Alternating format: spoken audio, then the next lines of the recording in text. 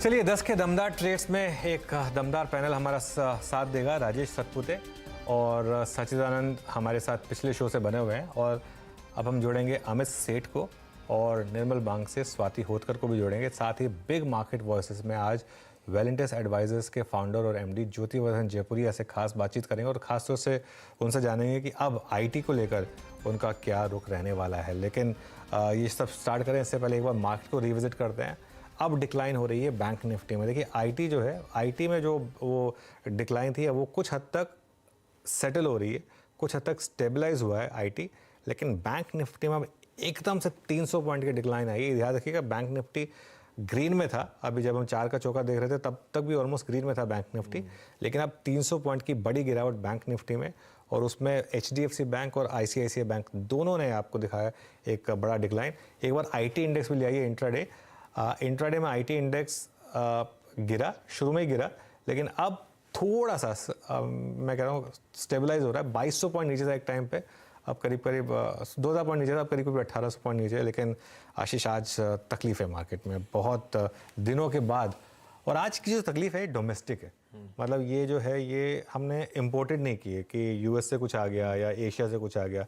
ये pure and pure Infosys plus HDFC bank का impact है। पूरी तरह से रिजल्ट्स का एक शार्प रिएक्शन भारतीय बाजारों में। गुड मॉर्निंग, 10 के दमदार ट्रेड में आप सबका स्वागत है। 1.5% की कमजोरी के साथ निफ्टी 250 अंक के दबाव के साथ ट्रेड करता हो, वो जब ग्लोबल क्यूज न्यूट्रल थे। इनफैक्ट फ्यूचर्स जहां छोड़े थे उसके ऊपर ही ट्रेड कर रहे थे।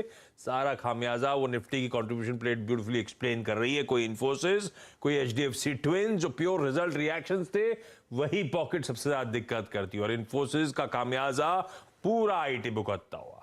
तो ये दो पॉकेट्स लार्जली रिस्पॉन्सिबल आज की उस कमजोरी के लिए, आज के उस दबाव के लिए। लेकिन जो 45 मिनट के आसपास का ट्रेडिंग सेशन हुआ है, 46-47 मिनट का हो चुका है, उसके बाद एक्सपर्ट्स को क्या बेहतरीन पिक समझ में आ रही है, इवन मार्केट्स को लेकर उनका मूड क्या बन रहा है। आईटी के बाद अब वो बैंक्स में जो प्रेशर माउंट हो रहा है, उसके बाद अब रणनीति क्या हो, इस पर डिटेल में कर लेते हैं चर्चा। लाइए 10 के दमदार ट्रेड्स का पैनल और कर देते हैं बातचीत की शुरुआत। पहले अमित सेठ साहब के पास चला जाए। सेठ साहब, हफ्ते की शुरुआत में मामला गड़बड़ा रहा है, ऐसे में रडार पे कौन से स्टॉक्स, 10 के दमदार पिक्स कौन से? Good morning Ashish ji, good morning Anuj ji. Ashish ji, मेरे रडार पे दो स्टॉक्स पर्टिकुलरली हैं। First is Coal India. कोल इंडिया का स्ट्रक्चर काफी पॉजिटिव है। इसमें कोल इंडिया ने एक मल्टीपल ट्रेंडिंग का ब्रेकआउट रजिस्टर किया था लगभग वेडनेसडे को। थर्सडे के सत्र में हमने देखा थोड़ा सा इसने पुल बैक और रेस्ट लिया था, आज वापस इसमें स्ट्रेंथ है। पीएससी सेक्टर वैसे भी आउट परफॉर्म कर रहा है, मुझे लगता है कि कोल इंडिया में एक अच्छा बेस बना है और यहाँ से ऊपर जाने के लिए तैयार है। लगभग 226.85 का इसका प्राइस है कैश में। इसे बाय करें फॉर अ टारगेट ऑफ 235, और मेरे स्टॉप लॉस लगभग रहेंगे 224 रुपए के। सेकंड स्टॉक जो मुझे आज वापस जिसमें स्ट्रेंथ नजर आ रही है, दैट इज आईटीसी। आईटीसी मुझे लगता है यहाँ से 10-15 रुपए की तेजी और दिखा सकता है। करंटली इसका प्राइस 397 का है। पिछले 2-3 दिन इसने रेस्ट किया था और लास्ट सेशन में एक इसमें इनसाइड बार बना था। Volatility contraction is also visible. 397.65 का इसका करंट प्राइस है। इसे बाय करें फॉर अ टारगेट ऑफ 408 और स्टॉप लॉस लगभग रखूंगा 393 का। ओके, तो कोल इंडिया में बाय करना है और आईटीसी में बाय करना है, ये इस समय की दो टॉपिक्स। और आईटीसी में वाकई फिर एक लाइफ टाइम हाई की तरफ बढ़ता हुआ स्टॉक, और फिर क्या फाइनली 400 क्रॉस होगा, ध्यान रखिएगा। 200 पर वो मीम बन रहे थे आईटीसी के, और अब 400 यहाँ पर क्रॉस होने की पूरी तैयारी है। स्वाति जी को भी जोड़ लेते हैं एक फ्रेश पर्सपेक्टिव के लिए। Swati ji, good morning. आपकी ट्रेड्स इस समय की? यस, गुड मॉर्निंग अनुज जी। डेफिनेटली मार्केट में हम लोग ने करेक्शन देख रहे हैं, काफी दिनों के बाद एक करेक्शन देखने मिल रहा है। मुझे लगता है यहाँ पे प्रोबेबली थम सकता है। निफ्टी में करेक्शन 200 डीएमए टेस्ट कर रहा है, वहां से एक लिटिल पुल बैक रैली हम देख सकते हैं। बट ये स्टॉक स्पेसिफिक मार्केट है, स्टॉक्स में काफी अच्छी मोमेंटम रैली अभी भी बरकरार है, वो नजर में रखते हुए मैं 2 बाय कॉल देना चाहूंगी। One is on cement sector. डाल भारत मुझे काफी स्ट्रॉन्ग लग रहा है, क्योंकि डेली चार्ट अगर आप देखोगे अनुज तो उसने एक फ्लैट पैटर्न फॉर्मेशन में है, ब्रेकआउट नहीं दिया, बट आई एम प्रीएम्प्टिंग कि ये ब्रेकआउट दे देगा एंड अपसाइड में 2080-2100 के लेवल से टेस्ट कर सकता है। तो करंट लेवल पे आप डाल भारत बाय कीजिएगा। 1970 का स्टॉप लॉस प्लेस कीजिएगा for immediate target of 2018-2100 levels. Second मेरा बाय कॉल है सुदर्शन केमिकल्स पे। ये स्टॉक्स में हम लोग ने काफी सारे बिकवाली देखी है, बट वीकली चार्ट्स अगर आप देखोगे तो ये राउंडिंग बॉटम फॉर्मेशंस के वर्ज पे चल रहा है। तो ये पैटर्न जब भी होता है तब तक हमें एक पुल बैक रैली अच्छी खासी देखने मिलती है। Important moving averages 200 and 100 DMA के ऊपर काफी अच्छा वेल प्लेस है, कंसोलिडेशन में चल रहा है। डेफिनेटली इसमें काफी अच्छी पुल बैक रैली हमें नजर आ सकती है 440 के आसपास तक। तो करंट लेवल पे आप बाई कीजिएगा सुदर्शन केमिकल, 410 का स्टॉप लॉस प्लेस कीजिएगा फॉर इमीडिएट टारगेट ऑफ 440। चलिए, अब तक तो सारे बाय कॉल्स आते हुए 10 के दमदार ट्रेड्स में। सचिन, ये जो 40-50 मिनट हो गए, निफ्टी बैंक पे ट्रेड बुल्स ने कोई ट्रेड लिया क्या सुबह से?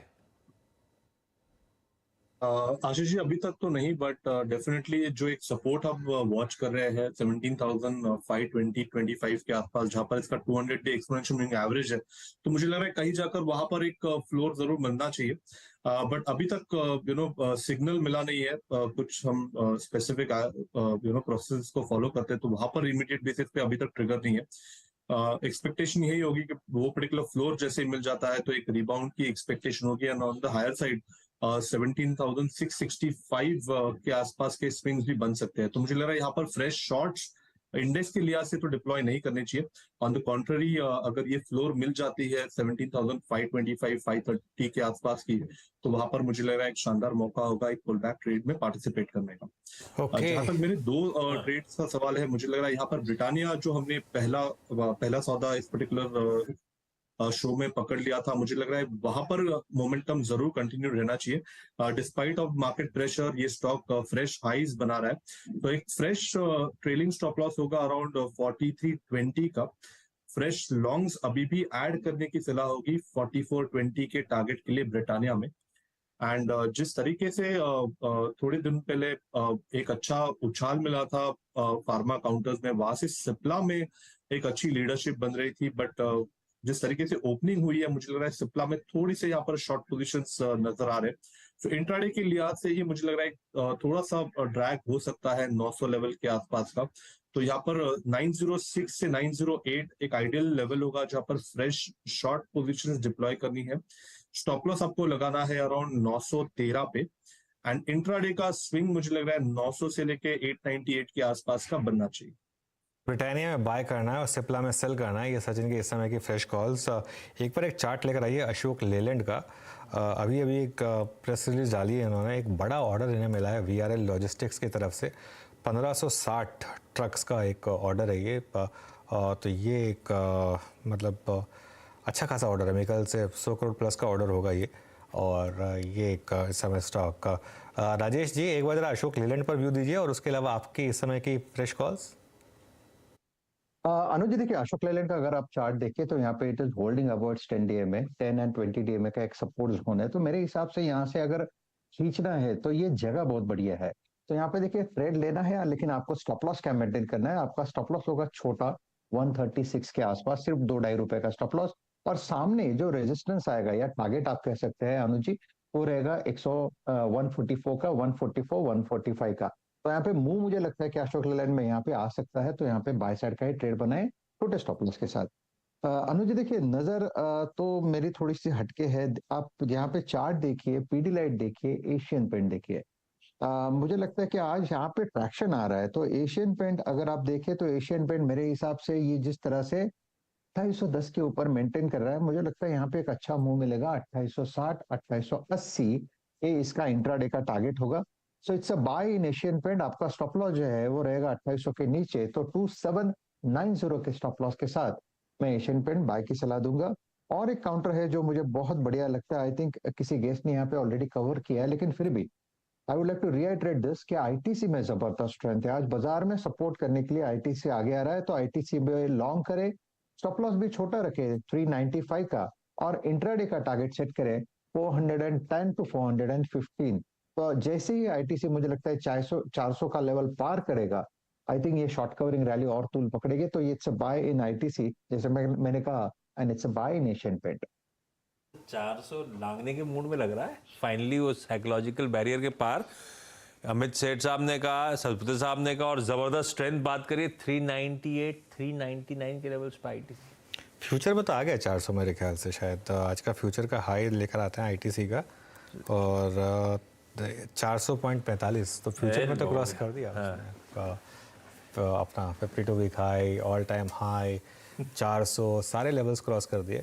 और actually I think last quarter के बाद हमारी डिस्कशन हुई थी आईटीसी को लेकर आशीष की, जो सारे टारगेट्स थे वो ब्रोकरेजेस को शायद कम पड़ जाएंगे।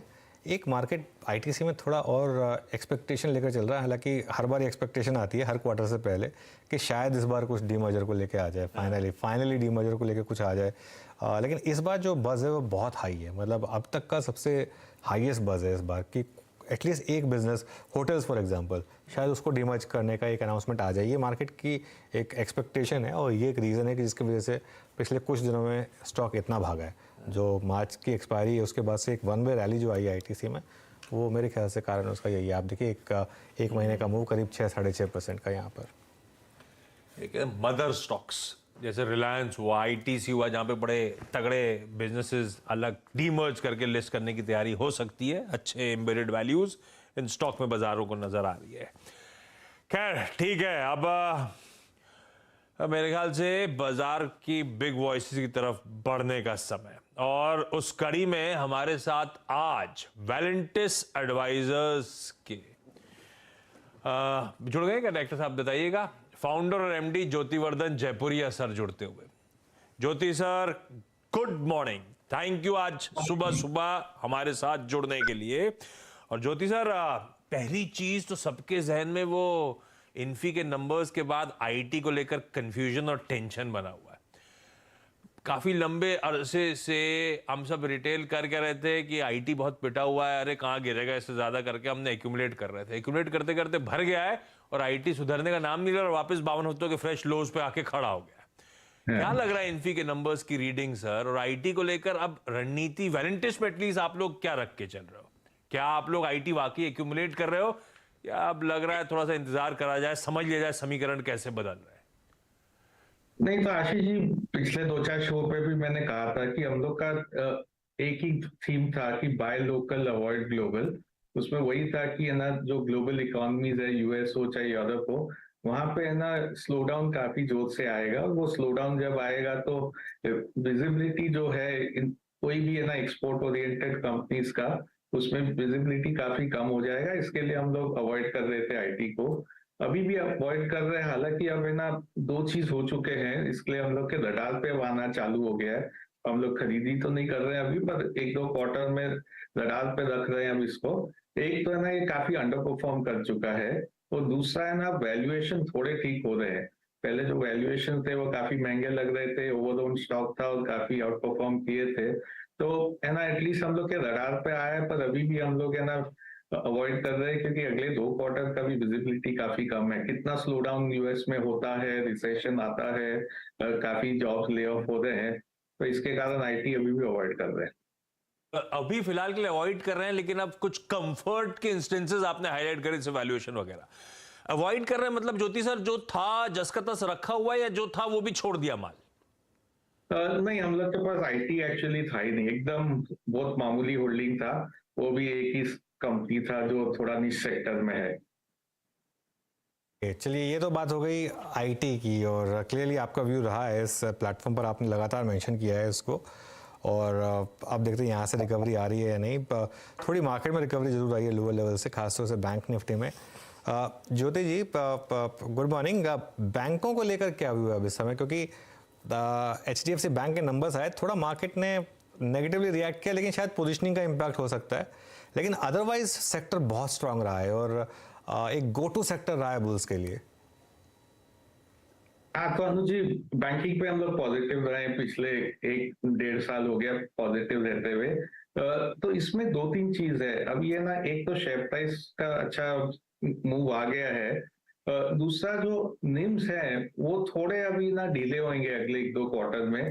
क्योंकि क्या हुआ कि पहले तो डिपॉजिट्स तो रिप्राइस नहीं होते, लोन के तो ब्याज बढ़ गए थे, पर अब धीरे धीरे डिपॉजिट के भी ब्याज बढ़ेंगे, तो निम्स पे थोड़ा सा प्रेशर आएगा। पर इसके बावजूद अर्निंग्स ग्रोथ अभी भी बैंकिंग में अच्छा आएगा, क्योंकि क्रेडिट ग्रोथ अच्छा हो रहा है, और है ना सबके एनपीएल जो है काफी सुधर चुके हैं। तो पिछले 3-4 साल देखे एक तरह से बैंक में क्लीन अप चल रहा था, एनपीएल को है ना काफी एनपीएल बढ़ते जा रहे थे। अब वो क्लीन अप फेज खत्म हो गया, अगले 2-3 साल एनपीएल का विजिबिलिटी है कि भाई एनपीएल ज्यादा शूट अप नहीं होंगे, तो इसके कारण बैंकिंग में अच्छा लग रहा है। अभी भी जो रिटर्न्स पिछले साल आए थे वो रिटर्न तो वापस नहीं मिलेंगे, पर हम लोग अभी भी काफी पॉजिटिव है, बैंक्स पे ही आउट परफॉर्म करेगा सेक्टर। चलिए ये बात हो गई बैंक्स की। अच्छा ज्योति जी, हम थोड़ा मार्केट और बाकी सेक्टर्स की बात करें इससे पहले मुझे एक मैक्रो व्यू लेना है आपसे। इंटरेस्ट रेट्स को लेकर मार्केट ने एक अजम्पशन बनाई है कि यूएस में और इंडिया दोनों में शायद अब रेट्स पीक आउट हो चुके हैं, रेट सेंसिटिव सेक्टर्स काफ़ी आउट परफॉर्म कर रहे हैं। आपका क्या व्यू है इसको लेकर? तो हम लोग का भी व्यू वही है। आरबीआई इस बार है ना पॉज कर दिया था, थोड़ा सा हम लोग को सरप्राइज हुआ था क्योंकि हम लोग सोचे एक इंटरेस्ट रेट इंक्रीज आएगा तो उसके बाद पॉज होएगा। तो आरबीआई बोला है कि ये पिवट नहीं है, ये एक टेम्पररी पॉज है, पर मेरे ख्याल से अब यहाँ से ना उनका इंटरेस्ट रेट इंक्रीज वापस नहीं आने वाला है। ब्याज यही लेवल पे 6-8 महीना रहेगा और फिर शायद है ना ब्याज कम होने की उम्मीद है। सेम वे यदि अपने फेड को देखे तो फेड का मई में मीटिंग है, शायद एक 25 बेसिस पॉइंट मई में बढ़ा आ सकती है इंटरेस्ट रेट में, पर उसके बाद में मेरे ख्याल से 4-5 महीना वो पॉज पे हो जाएंगे। यदि अपने बॉन्ड मार्केट को देखें यूएस में, वो तो काफी अग्रेसिव है, वहां तो एक्सपेक्टेशन है कि दिसंबर तक करीब 75 बेसिस पॉइंट का इंटरेस्ट रेट कम हो जाएगा। फेड तो बोल रहा है कि भाई कम तो नहीं होएगा, हम लोग तो हाइक करेंगे और फिर थोड़ी देर बाद पॉज करेंगे, पर वहां तो एक्सपेक्टेशन है कि काफी कम हो जाएगा। पर एक तरह से जो पिछले 12-15 महीना में इंटरेस्ट रेट और इन्फ्लेशन था मार्केट का सबसे बिगेस्ट कंसर्न, वो अब निकल गया। अब इंटरेस्ट रेट और इन्फ्लेशन से मार्केट नहीं घटेगा। दूसरा कंसर्न जो आ सकता है वो है कि भाई इकोनॉमी में कितना स्लो डाउन होएगा, इकोनॉमी कितना अच्छा करेगा। इंटरेस्ट रेट वाला जो इशू है वो तो पीछे जाएगा, अर्थव्यवस्था लेकिन कैसी करेगी वो एक क्वेश्चन मार्क। फाइनेंशियल्स अभी भी लीडर्स के तौर पे नजर आएंगे आपको, जो पॉकेट आउट परफॉर्म कर रही थी। आरबीआई का पॉज हो सकता है दरअसल पिवट हो, इसके बाद दरें नहीं, यहां से शायद लॉन्ग पॉज हो और इवेंचुअली शायद दरों में गिरावट के सिलसिले की शुरुआत हो जाए। ये assumption बाजार भी ले रहा था और ज्योति सर भी वही बात मेंशन करते हुए। ज्योति सर, फिर FY24 के लिए कंफ्यूजिंग पिक्चर हो गई। इंडिया इंक का क्वार्टरली परफॉर्मेंस तो एक शेकी ग्राउंड पे था, उस पर आऊंगा मैं, रिजल्ट सीजन पे आऊंगा। दूसरी तरफ अब ब्याज दरें बढ़ने का सिलसिला थमेगा, लेकिन साथ में डर है कि इसी साल के सेकेंड हाफ में यूएस में और रिसेशन कितना हार्ड शॉट अपनी जगह, लेकिन एक स्लोडाउन की तरफ, रिसेशन की तरफ बढ़ चुके हैं हम लोग। तो FY24 का दरअसल आउटलुक है कैसा? ये साल आप लोग एग्रेसिवली डोमेस्टिक स्टोरीज को अभी भी एक्यूमुलेट करने का मन बना रहे हो, और ये साल पैन आउट कैसे करेगा? सेकेंड हाफ में एक्सपेक्ट करूं इस शेकी विकेट्स हम उभरेंगे और अच्छा मूव डिलीवर करके देंगे? हाँ, तो आशीष जी अभी अपने पिछले 18 महीना देखे तो मार्केट में कोई रिटर्न नहीं आया, वो फ्लैट मार्केट है, वैसे ही चल रहा है। मेरे ख्याल से अगले 15-18 महीने में डबल डिजिट रिटर्न आ सकता है, तो एक तरह से पॉजिटिव है मार्केट पे। इसके 3-4 कारण है। एक तो जैसे ब्याज का हम लोग ने जिक्र कर लिया है, तो ब्याज है ना फ्लैट हो जाएगा और कई लेवल पे घट भी सकता है। दूसरा है वैल्यूएशन। तो वैल्यूएशन है ना पहले काफी महंगे थे, अभी भी सस्ते नहीं हुए वैल्यूएशन, पर एक तरह से कोई top end of fair value पे आ गए हैं। तो यहाँ से ना वैल्यूएशन पे इतना जो फिकर था वो फिकर अब कम हो गया है, एंड ये वैल्यूएशन पे थोड़ा ऊपर नीचे होके 5-7% नीचे वैल्यूएशन एक तरह से फेयर वैल्यू हो जाएंगे, तो वो एक दूसरा पॉजिटिव हो गया है। तीसरा है ना जो अर्निंग्स है अपने, जिसका जिक्र कर सकते हैं।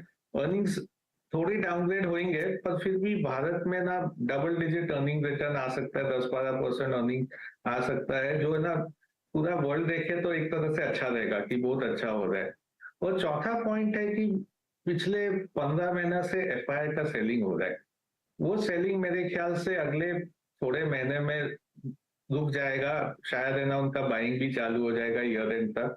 इसके 2 कारण है। एक तो यदि अपने देखें तो यूएस डॉलर काफी है ना स्ट्रेंथन हुआ था, और वो नॉर्मली इमर्जिंग मार्केट के लिए नेगेटिव रहता है। अब मेरे ख्याल से यूएस डॉलर स्ट्रेंथन होना बंद हो जाएगा, वहां थोड़ा वीकनिंग भी चालू हो जाएगा, और उसके कारण इमर्जिंग मार्केट में ज्यादा पैसा आएगा। और भारत है ना क्योंकि सबसे अच्छा देश है, ग्रोथ सबसे बेस्ट रहेगा, तो वहां पे पैसा आएगा।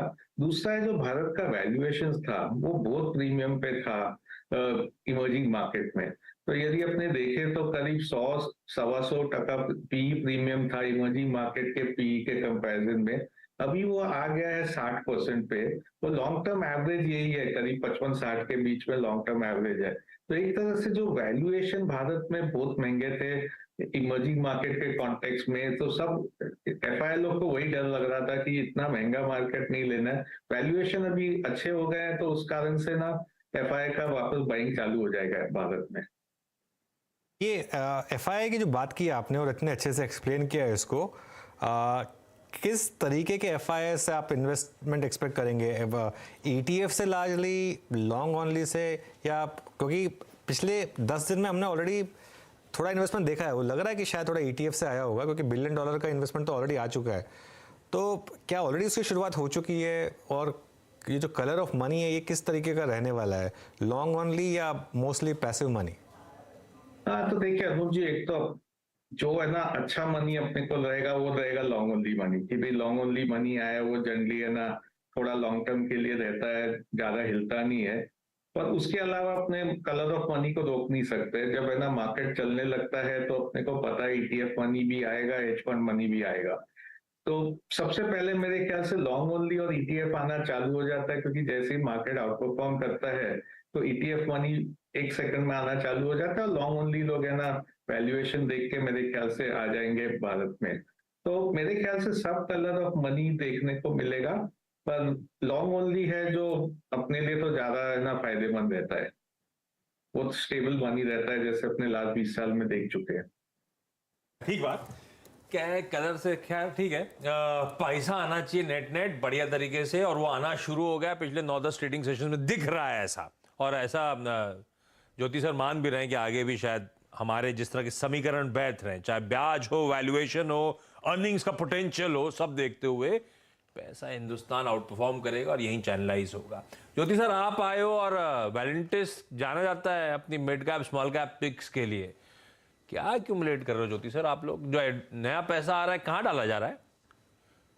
तो देखिए मैं एक दो थीम दे देता हूँ। एक तो जैसे बैंकिंग का जिक्र किया था, पिछले 1 साल में कमोडिटी प्राइसेस काफी ऊपर गए थे, और जैसे कमोडिटी प्राइसेस ऊपर गए थे, कई कंपनी जो कमोडिटी यूजर्स है उनके मार्जिन घट गए थे।